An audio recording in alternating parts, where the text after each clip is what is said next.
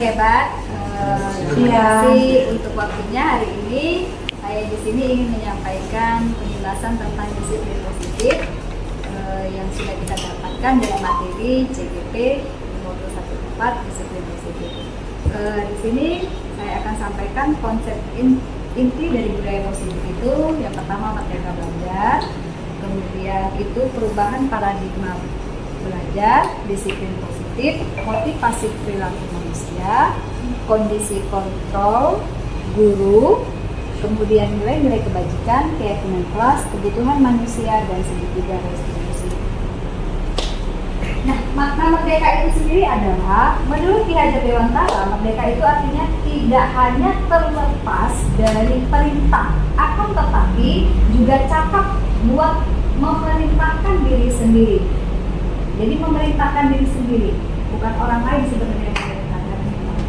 Itu menurut Bapak Ki Hajar Dewantara.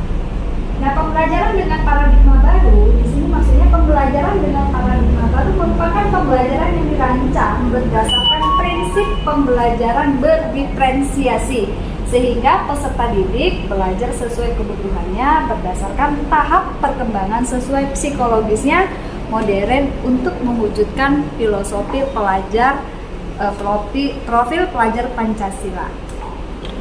Adapun profil pelajar Pancasila itu ada beriman, bertakwa kepada Tuhan Yang Maha Esa, mandiri, bernalar kritis, kreatif, gotong royong, dan berkebinekaan global. Nah, kalau beriman dan bertakwa kepada Tuhan Yang Maha Esa serta berakhlak mulia, itu kita sudah paham ya, bahwa itu menyangkut dengan keyakinan kita kepada Tuhan Yang Maha Kuasa. Nah, kemudian mandiri. Kalau di sini mandiri kita boleh belajar sendiri, mandiri dari berbagai sumber. Boleh itu dari internet, boleh itu dari buku yang ada di perpustakaan, atau belajar dari lingkungan nyata, dari kehidupan kita sehari-hari yang ada di masyarakat kita.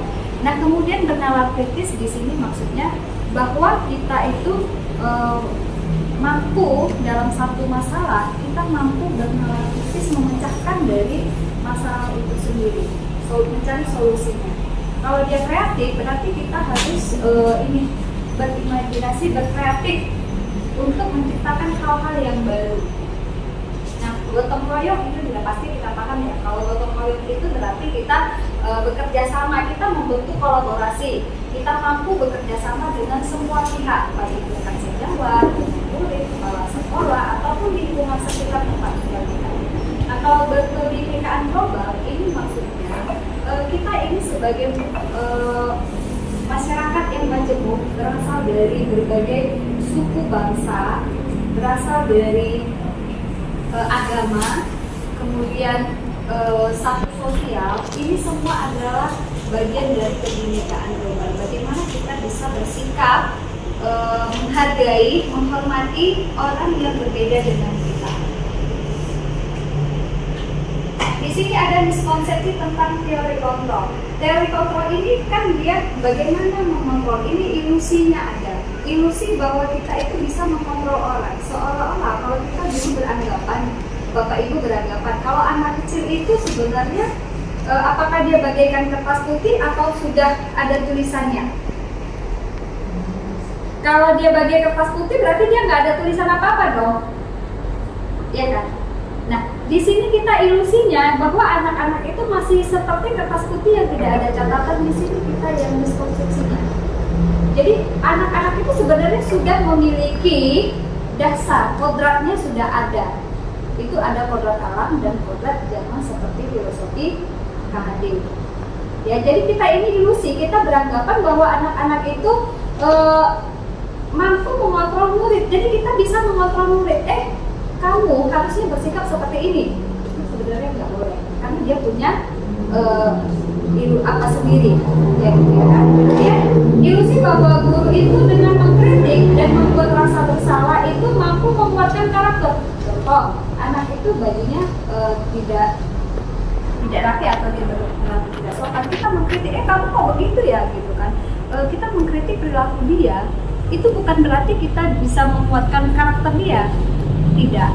itu malah akan menjatuhkan karakter dia. Kita akan tanya dia, kenapa kamu bersikap seperti itu, terus apa kira-kira yang bisa kamu lakukan untuk yang baik, tanggapan kamu yang baik itu sebenarnya seperti apa, kira-kira seperti itu. Nah, kemudian ilusi bahwa semua penguatan positif, efektif, dan bermanfaat yang kita lakukan itu penguatan, kita merasa itu bisa gitu, padahal itu nggak bisa. Kemudian bahwa ilusi itu bahwa orang dewasa berhak memaksa, seperti gini, kita memaksa nih, contoh yang di rumah sendiri kalau kita punya anak gitu ya, kita memaksa anak kita, kamu harusnya tidurnya itu jam 8 malam, kamu sudah harus tidur gitu. Sementara dia masih punya kebutuhan lain, misalnya dia masih mau bersantai sebelum dia tidur gitu kan. Atau kita memaksa dia dengan kehendak gini, kamu itu jam 5 harus kamu pergi main-main dengan temanmu, itu kita memaksa gitu. Sementara dia jam 5 itu mungkin merasa lelah karena sudah seharian belajar, dia ingin tidur sebentar, kira-kira seperti itu. Mengubah paradigma stimulus respon dan pendekatan teori kontrol. Ini ada stimulus respon dan ada teori kontrol. Kalau realitasnya dari stimulus respon itu realitas kebutuhan kita sama, jadi kita merasa kebutuhan kita itu sama. Ternyata kalau di teori kontrol itu kita realitanya itu kita memiliki kebutuhan yang berbeda, nggak sama ya kebutuhan saya dengan kebutuhan Pak ini. Walaupun kita sama-sama di sini posisi sebagai penulis. Kemudian semua orang melihat hal yang sama. Assalamualaikum warahmatullahi wabarakatuh. Selamat siang Bapak Ibu guru kita. Di sini saya akan menyampaikan mengenai disiplin positif. Disiplin positif merupakan berasal dari kata disiplin yang artinya belajar. Disiplin mengacu kepada disiplin diri yang memiliki tanggung jawab terhadap apa yang dilakukannya berdasarkan nilai-nilai yang diyakininya. Disiplin positif merupakan salah satu penerapan disiplin diri yang bertujuan untuk menumbuhkan kesadaran serta memberdayakan murid tanpa menerima imbalan atau penghargaan, reward, ancaman, atau hukuman. Sebagai guru, kita harus menciptakan murid yang memiliki disiplin diri sehingga mereka berperilaku mengacu kepada nilai-nilai kebajikan universal dan memiliki motivasi intrinsik dalam merubah perilaku ke arah yang lebih baik lagi.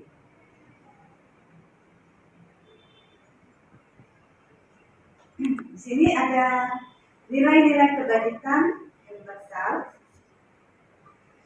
Nilai-nilai kebajikan universal adalah nilai yang disepakati bersama, terlepas dari suku bangsa, agama, bahasa, maupun latar belakangnya. Contoh nilai-nilai kebajikan dari institusi atau lembaga seperti profil pelajar Pancasila, beriman dan bertakwa kepada Tuhan Yang Maha Esa, dan berakhlak mulia. Di sini contoh ya, beriman, bertakwa kepada Tuhan Yang Maha Esa, dan berakhlak mulia. Murid diminta untuk bisa melaksanakan tugasnya dengan baik. Contoh beriman itu memiliki keyakinan untuk melaksanakan yang diperintahkan oleh Tuhannya. Kemudian berakhlak mulia.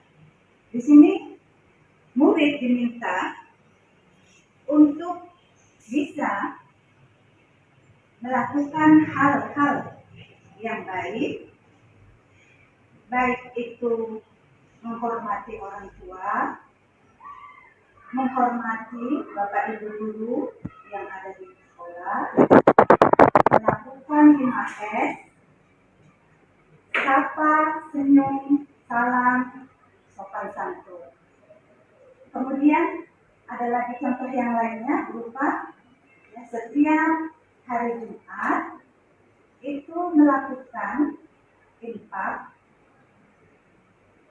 di sekolah, yang mana tentunya uang infak itu ditujukan untuk hal-hal yang positif.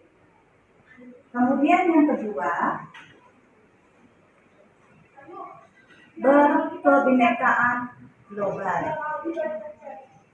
Tentunya tiap murid memiliki sifat karakter yang berbeda-beda. Tidak sama antara yang satu dengan yang lainnya. Dan mereka juga memiliki kemauan yang berbeda-beda. Tidak sama. Kemudian yang ketiga itu adalah gotong royong. Di sini murid diminta untuk dapat melakukan gotong royong yang biasanya itu dilakukan pada saat ingin pada saat sebelum pelaksanaan ujian itu murid diminta untuk dapat membersihkan kelasnya dengan cara bergotong royong, membersihkan kelas masing-masing. Kemudian contoh yang lain, pada saat sebelum bulan Ramadan itu biasanya murid diminta untuk bergotong royong membersihkan paret sekolah, kemudian membersihkan masjid dan lain sebagainya. Kemudian yang keempat itu adalah mandiri. Di sini contoh dari kata mandiri, misalnya mandiri dapat melaksanakan segala sesuatunya tanpa bantuan dari siapapun, itu mandiri. Yang mana contoh pada murid mandiri adalah mengerjakan tugas-tugas yang diberikan oleh setiap guru, dikerjakan dengan baik, tentunya dikumpul dengan tepat waktu. Kemudian yang kelima, kreatif. Ini sangat baik sekali yang murid kita. Murid kita ini Bapak Ibu guru hebat. Rata-rata mereka kreatif untuk menciptakan sesuatu. Baik, Bapak Ibu guru hebat, mungkin ada yang ingin mengajukan pertanyaan. Saya persilakan bagi Bapak Ibu guru hebat. Silakan Ibu Christina. Terima kasih Bu untuk waktunya. Di sini saya ingin bertanya nih tentang keterampilan hidup atau life skill-nya. Di situ memberikan yang terbaik dari diri. Yang ingin saya pertanyakan, bagaimana upaya kita atau apa cara kita yang bisa kita lakukan untuk memberikan pemahaman kepada murid kita untuk memberikan yang terbaik dari dirinya dalam kehidupan kita sehari-hari. Terima kasih. Baik, saya akan coba menjawab ya Ibu Christina. Pemahaman memberikan yang terbaik dari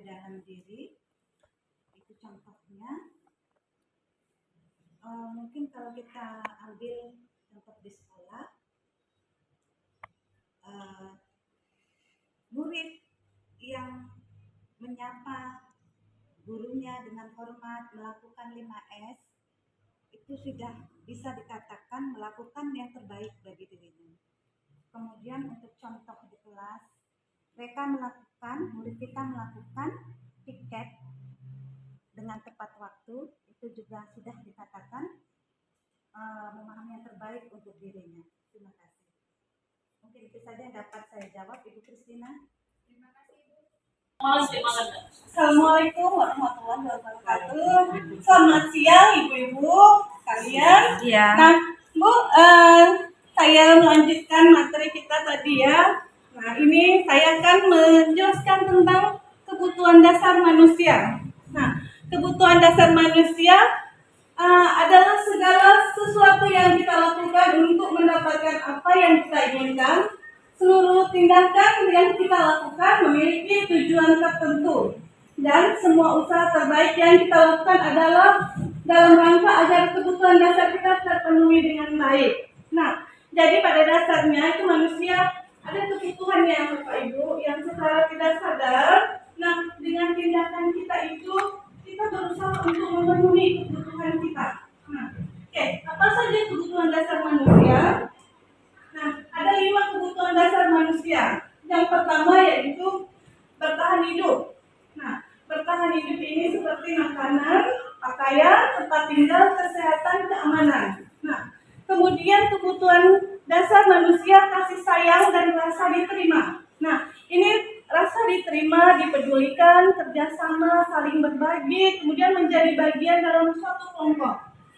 Kemudian kebutuhan dasar penguasaan. Nah, penguasaan ini harga diri, keinginan untuk dianggap, memimpin, kemudian berprestasi, diakui dan didengar. Nah, kebutuhan dasar manusia lainnya adalah kesenangan. Nah, seperti bermain, humor, bercanda, antusiasme, tertawa. Nah, dan terakhir adalah kebutuhan manusia kebebasan. Nah, ini yaitu seperti mandiri, memiliki pilihan, mencoba hal baru, mampu mengendalikan arah dirinya.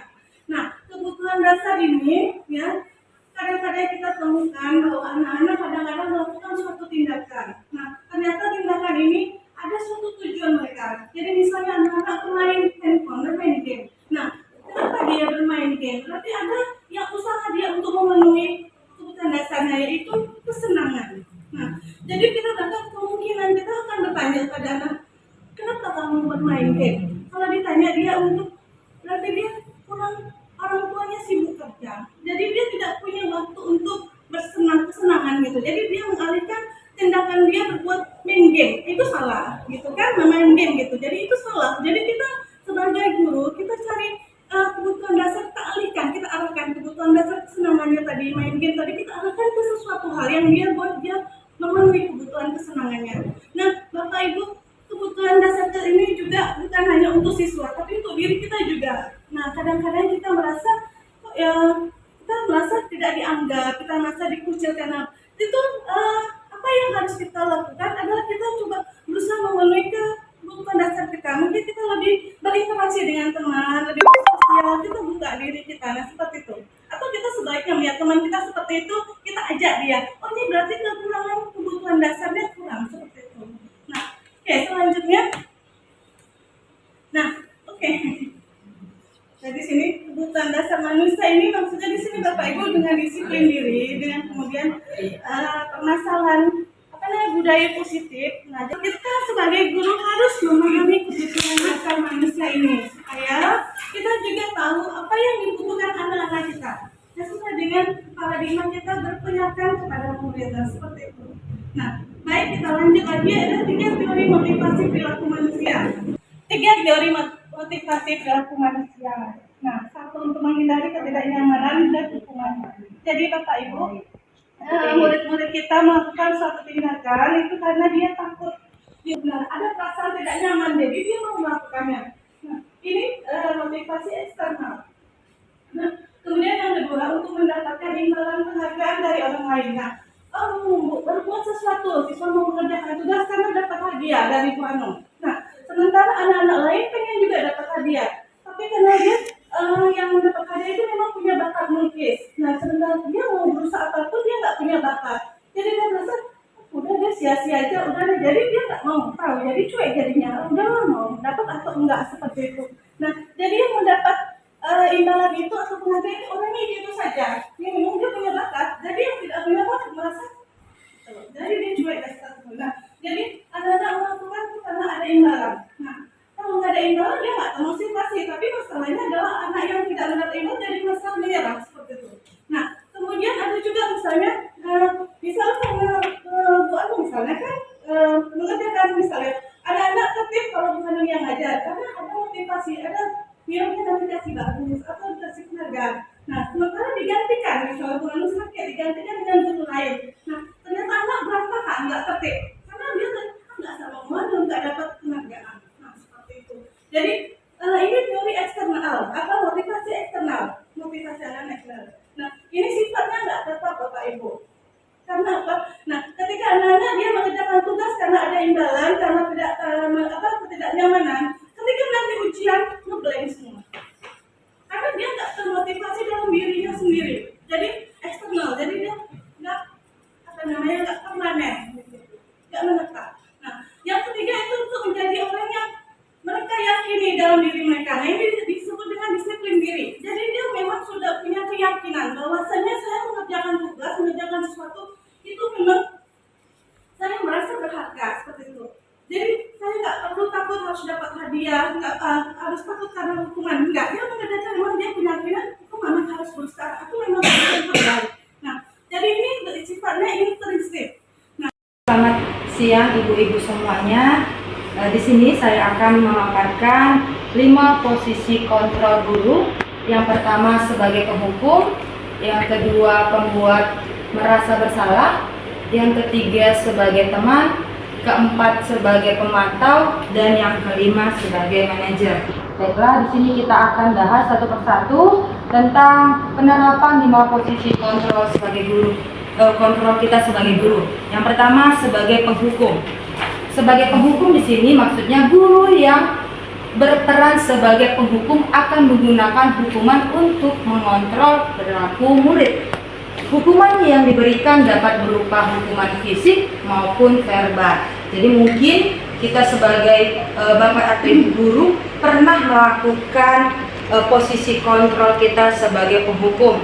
Contohnya, jikalau anak melakukan kesalahan, kita langsung menghukum anak tersebut tanpa bertanya apa alasan dia melakukan kesalahan. Jadi jikalau dia melakukan pelanggaran atau kesalahan, kita langsung kasih hukuman. Contohnya, kamu tidak boleh masuk ke kelas lagi. Mungkin itu pernah kita lakukan, ya. Jadi posisi kontrol sebagai penghukum ini adalah posisi kontrol yang kita harus hilangkan, ya Bapak Ibu guru.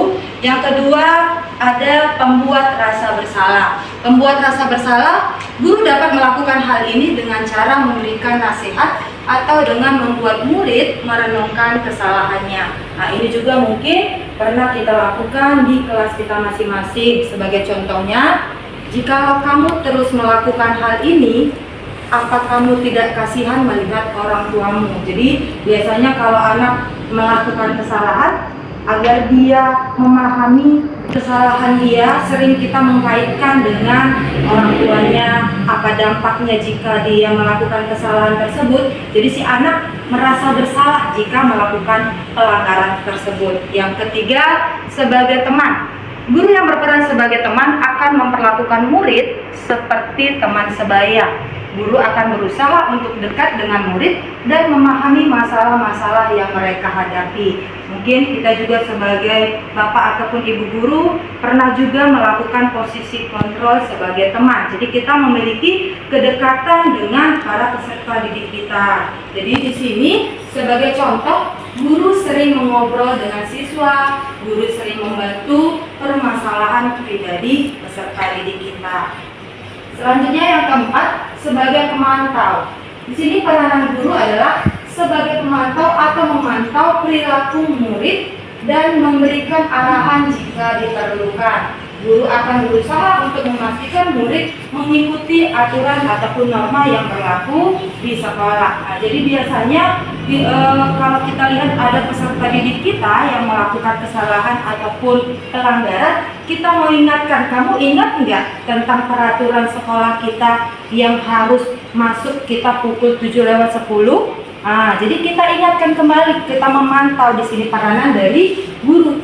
Ya, di sini juga saya buat sebagai contohnya, guru mengingatkan tentang peraturan-peraturan sekolah berdasarkan aturan sekolah tidak boleh menggunakan makeup, hapus perhiasanmu dan jangan mengulanginya lagi. Jadi peranan kita di sini sebagai pemantau. Jadi sudah ada aturan yang ada di sekolah, jadi kita mengingatkan kembali kepada para peserta didik kita. Dan yang kelima adalah sebagai manajer. Posisi kontrol guru yang paling terbaik. Jadi nanti boleh Bapak atau ibu-ibu guru yang ada di sini boleh menerapkan posisi kontrol sebagai manajer, karena posisi kontrol sebagai manajer ini adalah posisi kontrol yang terbaik. Kenapa? Kita lihat dulu Bapak Ibu guru.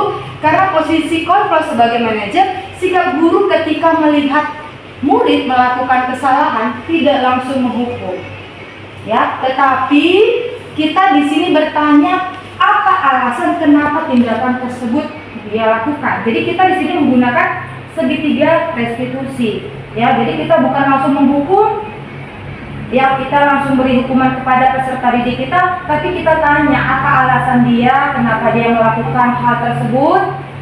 Selanjutnya apa solusi dari anak tersebut untuk permasalahannya dan bagaimana kesepakatan awal kita. Nah, jadi posisi manajer ini adalah posisi terbaik seorang guru. Jadi dari kelima posisi kontrol ini, posisi kontrol yang terbaik adalah sebagai manajer. Selanjutnya keyakinan kelas. Ya baik, keyakinan kelas ini mungkin kita semuanya sudah menerapkan di kelas kita masing-masing. Keyakinan kelas ini apa? Keyakinan kelas adalah pernyataan-pernyataan yang disepakati bersama oleh guru dan murid untuk menjadi pedoman dalam bersikap dan berperilaku di kelas. Keyakinan kelas dibuat bersama murid akan memberikan dampak positif di kelas, yakni meningkatkan motivasi belajar, menciptakan lingkungan belajar yang positif, meningkatkan disiplin diri murid. Yang keempat, meningkatkan kerjasama dan gotong royong murid. Jadi mungkin di awal pembelajaran kita sudah membuat keyakinan kelas kita bersama dengan para peserta didik kita. Jadi dalam pembuatan keyakinan kelas ini, ya, kita meminta pendapat dari para peserta didik. Kita tidak boleh tentukan sendiri tentang keyakinan atau apa peraturan atau apa yang harus kita lakukan di kelas tersebut, tetapi kita meminta pendapat dari para peserta didik. Di sini pembentukan keyakinan kelas, yang pertama kita harus melibatkan murid dalam proses pembuatan keyakinan kelas. Yang kedua, dibuat dalam pernyataan positif. Yang ketiga, sedikit saja agar mudah diingat. Yang keempat, sesuai dengan kondisi kelas dan sekolah sehingga mudah diterapkan. Sebagai contoh yang sederhana, saling menghormati dan menghargai sesama teman yang ada di dalam kelas. Yang kedua, bersikap jujur dan bertanggung jawab. Yang ketiga, menjaga kebersihan kelas. Inilah contoh dari keyakinan kelas. Apa bedanya keyakinan kelas dengan peraturan? Nah, ini jelas berbeda. Jadi kalau keyakinan kelas itu adalah yang diyakini, yang dipercayai oleh murid atau siswa tersebut. Sedangkan peraturan, ya, peraturan ini sudah ada, sudah tertulis. Ya, jadi contohnya kalau kita sebagai seorang pengendara sudah ada peraturan dalam lalu lintas, jika tidak memakai helm akan ditilang. Jadi itu kita hanya mematuhi peraturan. Tapi kalau keyakinan, kita meyakini bahwa helm itu penting dan perlu kita pakai untuk keamanan. Ya, nah itulah perbedaan antara keyakinan dan peraturan. Jadi itu saja yang bisa saya sampaikan. Terima kasih. Ada Bapak Ibu yang ingin bertanya, silakan. Baik, kepada Ibu Hamidah. Baik, Ibu Naldare, terima kasih telah memberikan waktunya. Saya ingin menanyakan bagaimana caranya menciptakan lingkungan belajar yang positif di sekolah. Itu yang saya tanyakan. Baik, pertanyaan Ibu Hanidah akan saya coba jawab. Bagaimana menciptakan lingkungan belajar yang positif? Nah, jadi untuk menciptakan lingkungan belajar yang baik, jadi kita awali dengan adanya kesepakatan kelas. Ya, jadi kita kesepakati apa yang kita harus lakukan selama dalam kegiatan pembelajaran. Jadi dengan adanya kesepakatan kelas, masing-masing peserta didik menyampaikan apa yang dia ingin dapatkan di dalam kelas tersebut. Akhirnya bisalah tercipta kelas yang nyaman, ya, sehingga setiap para peserta didik dapat nyaman, dapat mengikuti kegiatan pembelajaran. Itu saja yang bisa saya sampaikan. Terima kasih, Bu. Ya, boleh berdiri. Kalau saya katakan nanti selamat pagi terus sekali, selamat siang 2 kali, selamat sore 3 kali. Oke ya? Bisa ya Ibu-ibu? Bisa. Oke, kita mulai ya. Selamat pagi, selamat siang, selamat sore, selamat malam. Nah, ternyata ada yang kurang konsentrasi. Tadi kan yang 3 kali saya sebutkan, siang, pagi, sore. Oke, kasih tepuk tangan kita semua. Oke, Teman-teman hebat semua, selamat siang. Terima kasih kalau sampai siang hari ini teman-teman semua masih bersedia menunggu dan sama-sama kita belajar mengenai budaya positif yang harus kita terapkan di budaya atau lingkungan sekolah kita di SMA Negeri 1 Sumber. Jadi kalau hari ini kita mau berbagi satu praktek baik, saya akan mencoba menjelaskan walaupun mungkin tidak sesempurna ya dari yang diinginkan dari segitiga restitusi, tapi kita sama-sama belajar. Ya, apa sih yang dimaksud dengan segitiga restitusi? Ya, seringkali kita mendengar ini di zaman kurikulum merdeka. Seringkali restitusi itu yang dibahas atau sering diperdengarkan, tapi kita kadang bingung. Ini pemahaman baru apa lagi? Jadi sebagai orang yang mau berkembang, mau belajar, kita sama-sama belajar apa yang dimaksud dengan segitiga restitusi. Jadi segitiga restitusi adalah suatu proses dialog yang dijalankan oleh guru agar dapat menghasilkan murid yang mandiri dan bertanggung jawab. Tujuannya sangat mulia. Kenapa? Karena melalui proses segitiga restitusi itu murid diajak untuk belajar mandiri dalam memecahkan masalah. Nah, kalau selama ini banyak sekali di antara kita teman-teman guru yang memberikan nasihat, yang harus mendengarkan apa yang ibunya mau, gurunya mau. Kamu harus ikut yang ibu perintahkan. Di dalam segitiga restitusi, siswa itu, peserta didik itu boleh memikirkan apa yang menjadi solusi jalan keluar dari masalahnya, dan itu didiskusikan bersama. Mungkin tidak secepat yang diinginkan ketika kita ingin memberikan suatu sanksi atau hukuman kepada peserta didik kita. Nah, di dalam proses itulah siswa itu berpikir dan menentukan apa yang harus dia lakukan agar masalah yang dia hadapi itu bisa diselesaikan dengan baik. Di slide kita lihat itu bentuknya segitiga. Kenapa? Karena memang ada 3 tahapan dalam segitiga restitusi. Yang pertama adalah validasi tindakan yang salah. Yang kedua adalah yang pertama adalah menstabilkan identitas. Yang kedua, validasi tindakan yang salah, dan yang ketiga, menanyakan keyakinan. Jadi kita boleh lihat ya, ada 3 warna dan masing-masing memiliki teknik yang berbeda di dalam penyelesaian di dalam segitiga restitusi. Selanjutnya, ini dia. Ketika yang pertama tadi menstabilkan identitas, nah di sini ada keyakinan bahwa setiap orang itu pasti melakukan kesalahan. Tidak semua orang yang kita ajar di dalam kelas, Bapak Ibu, semuanya memiliki karakter yang sama. Ada orang yang datang terlambat dengan 3 jenis alasan yang berbeda. Disinilah yang harus kita tegaskan, yang harus kita pikirkan bahwa ketika anak melakukan kesalahan pasti ada latar belakang dari kesalahan tersebut. Terkadang kita lupa bertanya sama anak, sama peserta didik kita, kenapa kamu terlambat? Kita langsung menjudge mereka bahwa kamu malas nih. Pasti kamu memang sengaja nih gak mau masuk ke kelas. Pasti kamu sedang mencari-cari alasan supaya datang terlambat dan disuruh pulang. Hari ini kita belajar bahwa yang pertama kali harus dilakukan adalah setiap orang harus kita sadari tidak ada yang sempurna walaupun tiap hari sudah diingatkan. Bisa jadi kita sebagai guru juga sering melakukan kesalahan yang sama. Nah, hari ini kita belajar bahwa saat anak berbuat salah, artinya ada kebutuhan dasar dalam dirinya yang belum terpenuhi. Ya, tadi sebelumnya kita sudah membahas tentang kebutuhan dasar manusia. Nah, ketika anak melakukan kesalahan berulang kali, bisa jadi anak ini sedang mencari perhatian. Kenapa di rumah nggak dapat perhatian?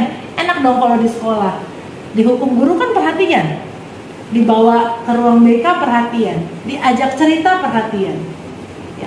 Bahkan ada tipe anak yang memang suka untuk bercerita kepada gurunya. Nah, ada satu rasa di dalam dirinya yang dia belum dapat, perhatian, kasih sayang, dan dia dapat itu dari gurunya. Tetapi caranya mungkin yang salah. Ya, jadi yang pertama adalah menstabilkan identitas. Yang kedua adalah validasi tindakan yang salah. Nah, kalau di slide kita bisa baca, kamu tentu punya alasan mengapa melakukan itu. Nah, seringkali kita menjudge duluan, pasti kamu bohong. Ibu tahu dari mukamu kamu bohong ini. Dari dulu kan kamu suka bohong.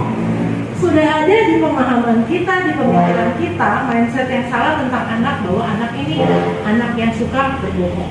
Tanpa kita memvalidasi apakah dia sudah berkata jujur atau memang sedang melakukan sebuah kebohongan. Disinilah pentingnya kita tahu tahapan-tahapan yang ada di dalam segitiga restitusi. Di bawah kita bisa lihat di dalam slide-nya ada cara yang lebih efektif untuk mendapatkan apa yang kamu butuhkan. Jadi kalau kamu terlambat, kira-kira hal apa yang bisa kamu lakukan supaya kamu tidak lagi datang terlambat? Coba kamu yang pikirkan. Sampai benar-benar anak itu meyakini bahwa dia sudah memilih cara yang tepat untuk masalahnya. Jadi jangan kita yang bilang, sini ibu kasih tahu, catat ya, jam 5 bangun. Nanti kau mandi jam 5.30 nih, 10 menit aja kau mandi. Habis itu kau boleh pakaian. Seolah-olah bahwa jawaban yang kita berikan, solusi yang kita berikan sudah tepat. Padahal anak tadi sedang berpikir, ini kan yang punya masalah saya. Kok ibu pula yang tahu solusinya? Seharusnya solusi itu datang dari saya. Nah, inilah yang namanya dikatakan memvalidasi tindakan yang salah. Seringkali ada orang tua yang cerita itu kalau anak laki-lakinya kalau sudah masuk ke kamar mandi, itu peralatan mandinya sangat banyak. Ada yang pakai kalau kita bilang bukan spons yang untuk mengangkat daki. Nah, itu dilakukan pagi-pagi. Lanjutkan dengan memakai hand body di kamar mandi. Dan banyak sekali tahapan-tahapan pada saat anaknya mandi pagi. Nah, sudah pasti itu semua membuat anak jadi lama datang ke sekolah. Karena apa? Di kamar mandinya terlalu lama. Nah, mungkin pemahaman ini yang perlu kita betulkan, bahwa kalau pagi-pagi itu ya nggak perlu juga kali luluran di malam hari gitu ya kan. Karena kalau pagi-pagi luluran, toh waktunya habis untuk di kamar mandi. Nah, itulah salah satu bentuk bagaimana memvalidasi tindakan yang salah di dalam terhadap peserta didik kita. Dan yang ketiga adalah menanyakan keyakinan kelas apa yang telah kita sepakati, dan kita bertanya juga, kamu ingin menjadi orang yang seperti apa. Jadi Bapak Ibu, sekarang kalau kita melihat video YouTube banyak sekali cerita bahwa hari ini yang kita lakukan menunjukkan 10 tahun kita ke depannya nanti seperti apa.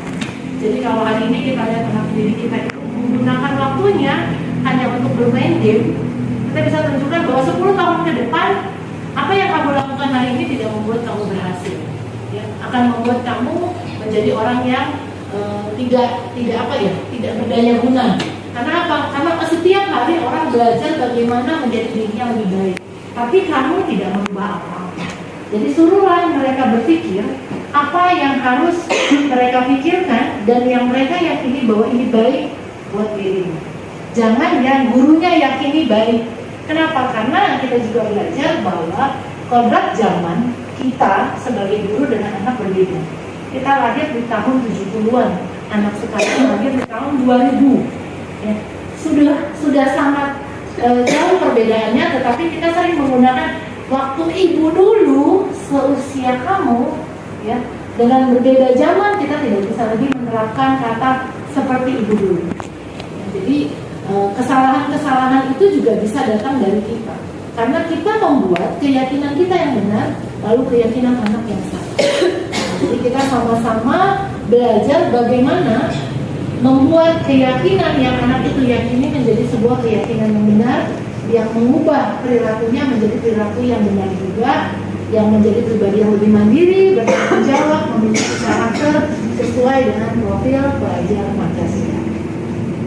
Ini dia, menstabilkan identitas. Berdasarkan prinsip membuat kesalahan adalah bagian dari proses pembelajaran. Nah, yang perlu kita sampaikan adalah, nah, berbuat salah itu wajar. Karena siapapun, ibu guru juga pernah berbuat salah. Tidak ada manusia yang sempurna, ya. Karena Tuhan juga bilang yang sempurna itu cuma Tuhan. Jadi tidak ada kita bisa mengangkat anak lalu kita katakan hal-hal yang membuat dia lebih merasa bersalah. Ini yang harus kita sampaikan. Ibu atau bapak juga pernah melakukan. Ibu atau bapak tidak mau mencari siapa yang salah, tetapi ibu atau bapak ingin mencari solusi dari permasalahan. Kamu berhak merasa seperti itu. Ini kalimat-kalimat yang menenangkan anak bahwa anak itu tidak selalu disudutkan menjadi orang yang paling bersalah. Kenapa? Karena kesalahan itu bisa datang dari kita. Kenapa jam pertama anak bisa ada di kantin? Karena gurunya datangnya terlambat. Kenapa ada perkelahian di dalam kelas? Karena gurunya saat itu tidak ada di dalam kelas. Ya. Jadi jangan membuat seolah-olah anak selalu bersalah, tapi hari ini kita pahamkan bahwa bapak ibu juga pernah melakukan hal yang salah. Ini dia, validasi tindakan yang salah. Berdasarkan prinsip setiap perilaku berupaya memenuhi suatu kebutuhan tertentu. Dengan pernyataan, kamu pasti punya alasan mengapa kamu melakukan hal tersebut, padahal kamu bisa melakukan yang lebih buruk dari ini ya. Kamu patut bangga karena telah melindungi sesuatu yang penting buat kamu. Kamu melakukannya karena mempertahankan sesuatu yang penting bagi kamu. Nah, sebelumnya juga kita belajar tentang bagaimana komitmen di dalam diri anak. Jadi kalau ada sesuatu yang dia pertahankan dan menurutnya itu benar, jangan juga sebagai guru kita yang mengatakan stop, jangan lakukan karena itu salah. Biarkan anak punya prinsip di dalam hidupnya, selagi prinsip itu tidak menyalahi aturan atau norma yang ada. Jadi kita pilih mana yang salah, dan kalau itu masih benar ya di mata norma masyarakat Indonesia, biarkan itu menjadi sesuatu yang dia rasa itu benar, komitmen yang baik buat dirinya. Nah, ini yang ketiga, menanyakan keyakinan. Berdasarkan prinsip teori kontrol bahwa pada dasarnya kita termotivasi secara intrinsik atau dari dalam diri. Maka pernyataan yang keluar, apa keyakinan kelas kita, nilai-nilai apa yang telah disepakati bersama, seperti apa gambaran sebuah kelas yang ideal menurut kamu, dan kamu ingin menjadi orang yang seperti apa. Biarlah kiranya jawaban-jawaban dari setiap pernyataan ini itu benar datangnya dari peserta didik kita, bukan dari sesuatu yang kita harus tanamkan di dia, sesuatu yang kita anggap ini baik loh nak buat kamu. Tapi biarkan dia memikirkan apa yang dia rasa ini adalah baik menurut mereka. Ya, satu hal yang sering terjadi di dalam kelas adalah ketika keyakinan kelas itu tetap gurunya yang megang kendali. Ibu mau seperti ini, ibu ingin kelas kita seperti ini. Nah, sedangkan kalau berdasarkan pemahaman kita tentang keyakinan kelas, tidak ada lagi unsur guru yang menekankan suatu keyakinan. Tapi memang yang harus terjadi adalah keyakinan yang dianggap anak benar sama dengan keyakinan yang gurunya juga anggap itu benar. Tadi kita sudah membahas tentang budaya bersih di dalam kelas, menjaga lingkungan kelas tetap bersih gitu. Nah, itu adalah hal yang memang harus disepakati antara peserta didik dengan gurunya. Jadi bukan gurunya yang bilang kalau sekolah masuk 7.15 maka kamu harus datang 7 tepat. Ya kan, tanpa memikirkan konsekuensi kalau anak itu rumahnya jauh. Atau kalau kamu datang terlambat maka kamu harus mendapat sanksi seperti ini. Nah, jadi kita upayakan untuk menanyakan keyakinan, jangan kita buat dengan ada konsekuensi di balik keyakinan tersebut. Ya.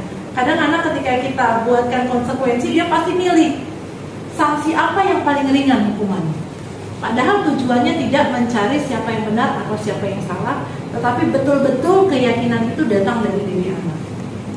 Ya, itu dia.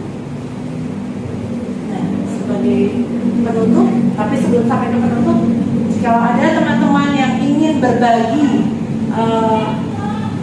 pandangan terhadap restitusi, segitiga restitusi atau pertanyaan yang kita mau bahas bersama, saya persilahkan. Ada kira-kira? Atau pernah melakukan restitusi dan ingin berbagi cerita dengan teman-teman yang lain? Boleh? Oke, silakan. Terima kasih ya Bu. Nah, dari kesempatan untuk bertanya. Nah, jadi yang saya tanyakan ketika kita menerapkan segitiga restitusi terhadap anak yang bermasalah. Nah, katakanlah misalnya dia bermasalah absen. Nah, kita lakukan restitusi, kemudian dia memahami kesalahannya. Nah, kemudian memberikan mencari solusinya. Nah, namun ketika setelah itu anak masih mau mengulanginya lagi, jadi dia absen kembali. Nah, apa yang harus kita lakukan? Seperti itu. Baik, terima kasih. Ini pertanyaan mungkin di hati guru semua sama ya. Kenapa anak ini sudah direstitusi tetap saja melakukan kesalahan yang sama? Jadi kembali kita kepada pemikiran bahwa ada nilai-nilai dasar yang di dalam diri individu itu belum terpenuhi, ya, belum terpenuhi. Selama ini mungkin cara dia berbicara atau menjawab pertanyaan kita mungkin belum ada yang namanya kejujuran. Kitanya itu yang harus lebih banyak bersabar, tidak boleh langsung mengintimidasi atau membuat pola pikir bahwa anak ini sudah berbohong. Ya kan? Jadi kita tanya dulu sebenarnya latar belakang anak ini berbuat masalah ini apa, sampai kita benar-benar tahu bahwa kalau dia datang terlambat karena dia harus membantu ibunya jualan. Tapi kalau dia sampaikan nanti teman-temannya ngebully, anak tukang sayur pantes pagi-pagi terlambat, jualan dulu. Nah, anak sekarang kita harus pahami bahwa tidak semua itu dalam kategori mampu. Bisa jadi dia malu mengatakan bahwa memang dia orang yang harus bekerja dulu untuk mendapat upah baru bisa datang ke sekolah. Tetapi untuk menyampaikannya bisa jadi dia takut nanti temennya dengar. Kalau temennya dengar nanti dia dibully. Kalau nanti dibully dia akhirnya merasa bahwa aku nggak punya teman karena aku berbeda dari yang lain. Itu dulu yang kita harus pahami, latar belakangnya seperti apa. Jadi jangan satu kali cerita atau satu kali kita perlu restitusi masalah selesai, belum tentu. Nah, jadi sampai benar-benar kita dapat akar masalahnya itu seperti apa. Mungkin itu Bu Hanum. Atau teman-teman yang lain ada yang mau menambahi dari persoalan yang Ibu Hanum hadapi? Atau jawaban kita sama? Oke, baik. Saya akan membaca sedikit penutup ini. Ya, teman-teman juga boleh baca. Dalam penerapan program budaya positif, hendaknya guru memiliki standar kepribadian, profesional dan sosial yang baik, di mana guru mampu merefleksikan dirinya dalam posisi kontrol saat ini dan bagaimana menjalankan dirinya sebagai pamong atau manajer yang menuntun murid-muridnya menjadi insan yang mandiri, merdeka dan bertanggung jawab sesuai dengan standar nasional pendidikan. Jadi semoga apa yang hari ini kita bahas bersama, kita diskusikan bersama, sedikit saja boleh menjadi suatu budaya baik dan positif di sekolah kita. Dan yang baik ini biasanya tidak pernah sia-sia, pasti akan memberikan dampak walaupun tidak besar, tapi adalah berdampak di kelas kita masing-masing. Jadi terima kasih atas perhatian teman-teman semua, guru-guru hebat semua. kita tutup. Semoga nanti pertemuan berikutnya kita boleh saling lagi memberikan pengimbasan ya kepada rekan-rekan guru dan teman-teman kita yang lain. Oke, selamat siang dan tepuk tangan buat kita semua. Oke, selamat pagi anak-anak. Pagi, Bu. Bagaimana kabar kalian hari ini? Baik, Bu. Oke, bagus. Di pertemuan awal ini, ya, kita mau buat tentang kesepakatan kelas kita, ya. Apa yang kalian harapkan, apa yang kalian inginkan selama 1 semester di dalam kegiatan pembelajaran kita.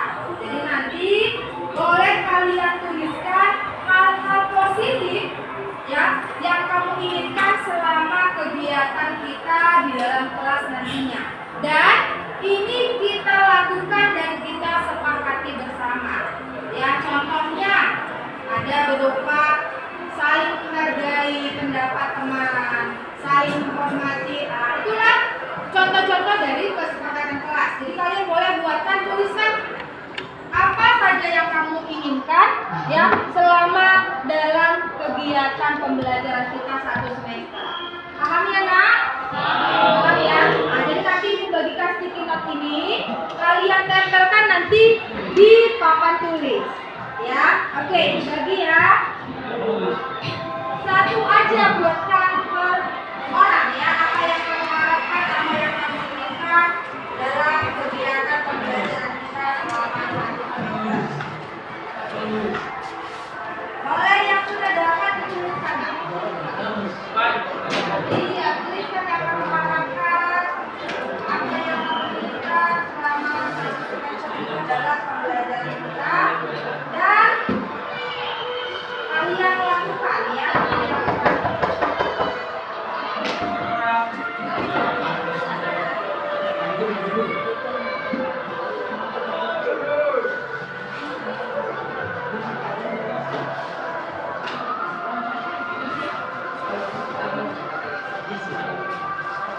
Hal positif ya, Kak? Jangan yang negatif. Janda.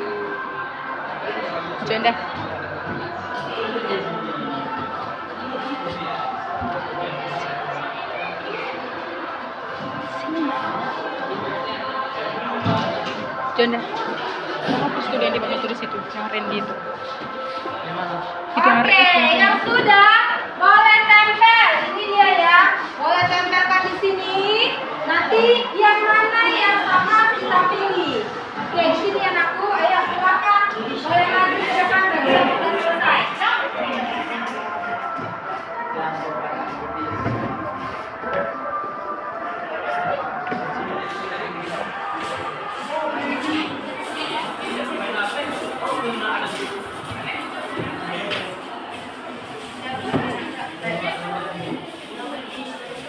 Oke, berurut bikin biar rapi, biar cantik kelihatannya. Cepat.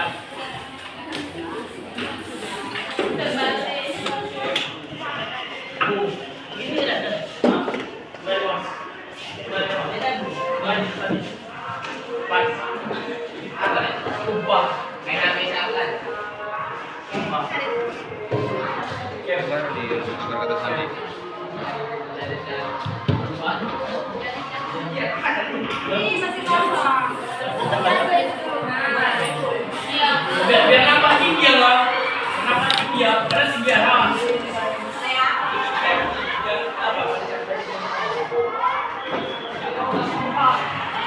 Aku nggak tahu tapi itu dulu. Di sini aku banyak ini yang kosong. Sudah semua? Oke, ada lagi? Sudah ya. Oke, kita lihat dulu apa yang kalian inginkan, yang kalian harapkan selama 1 semester nanti kita dalam kegiatan pembelajaran. Oke, yang pertama, tidak ngebully teman yang lemah. Nah, itu yang diharapkan temanmu yang pertama. Nanti kita cari yang sama ya.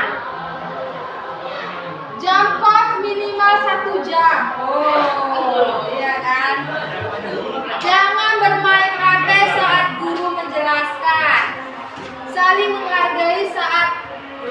sedang presentasi. Saling membantu teman yang sedang kesulitan. Saling menghargai dan menghormati, serta harus kompak. Oke, ini ada yang sama. Gimana kalau kita sepakati saling menghargai dan menghormati, serta harus kompak? Sepakat nggak kalian semuanya? Sepakat ya? Oke, ini sama dia. Oke, kita lanjut. Menghargai guru saat guru menjelaskan. Oke. Saling membantu dan menghargai, ini sama ya. Oke, kita satukan yang sama.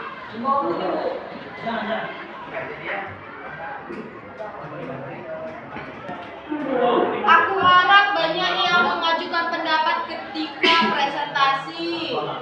Jangan ke kantin. Jangan rasa saat jam belajar. Nah, ini yang diharapkan teman kita. Ikut membantu teman saat piket. Gimana, sepakat ini? Sepakat. Oke.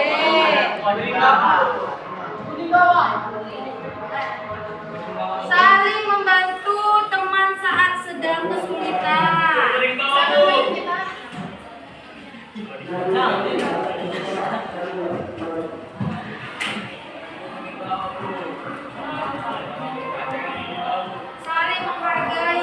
Ini sama ini. Paling bawah. Apa ini yang paling bawah? Saling menghargai pendapat orang lain. Ini sama. Oke. Dilarang bermain HP saat guru sedang mengajar dan menjelaskan. Oke. Selagi kegiatan belajar, mengajar jangan apa nih, main-main? Ya, oke. Oke, jujur dan adil. Oke, kita sepakatilah dulu ya. Yang mana yang mau kita laksanakan dalam kegiatan pembelajaran.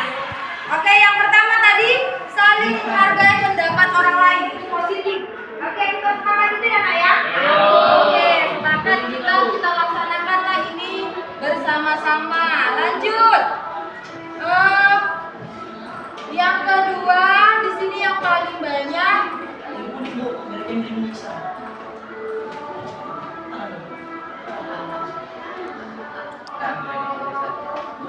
Yang paling banyak apa di sini ya?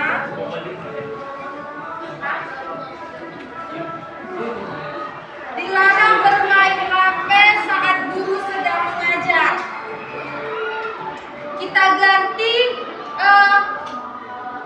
Kita ganti kata kalimatnya ya. Menggunakan handphone saat waktu yang dibutuhkan, saat kegiatan pembelajaran yang dibutuhkan ya. Itu aja ya. Kita sepakat nggak, Nak? Ya, Bu. Sudah ada 2. Selanjutnya,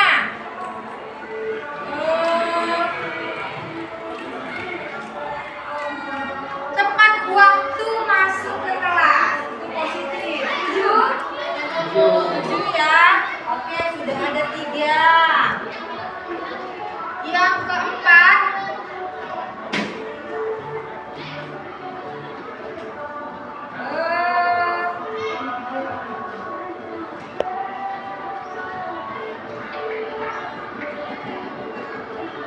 bersikap sopan dan baik terhadap guru dan teman. Oke, itu setuju aku? Setuju ya. Jadi sudah ada 4 kesepakatan yang kita akan lakukan bersama-sama. Yang pertama tadi apa? Coba dulu, siapa yang bisa sebutkan apa yang kita sepakati bersama? Coba, tunjuk tangan dulu yang ingat apa yang kita sudah list tadi ini bersama yang kalian harapkan. Yang keempat tadi, coba dulu. Siapa yang bisa sebutkan? 1 orang. Ayo. Ini yang sudah kita buat tadi. Yang sudah kita buatkan tadi. Coba ayo. Randy. Ya, Randy. Sebutkan dulu yang tadi, yang 4 tadi aku. Yang pertama.